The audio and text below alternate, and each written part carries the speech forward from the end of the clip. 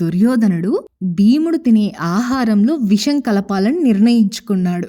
ఇక దుర్యోధనుడు భీముడిని, పాండవుల్ని ఆటలకని చెప్పి ఒక నది దగ్గరికి తీసుకెళ్తాడు.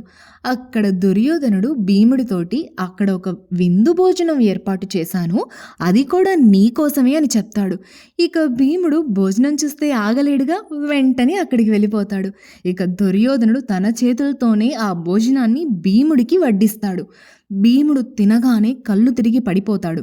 వెంటనే దుర్యోధనుడు అతని తమ్ముడైన దుశ్శాసనుడు ఒక తాడు తీసుకొని భీముణ్ణి కట్టేసి నదిలో బాగా పాములు తిరిగే ఒక ప్రదేశంలో పడవేస్తారు. ఇక నదిలో ఉన్న పాములన్నీ భీముడి శరీరంలో ఉన్న విషం మొత్తం బయటికి లాగేశాయి. ఇక భీముడికి స్పృహ వస్తుంది, ఎందుకంటే శరీరంలో విషమంతా బయటికి వెళ్ళిపోయింది కదా. అందుకని భీముడు స్పృహలోకి వస్తాడు. వచ్చి రాగానే ఆ పాములన్నిటినీ కొడతాడు. భీముడి దెబ్బకి భయపడిపోయిన పాములన్నీ దూరంగా వెళ్ళిపోతాయి.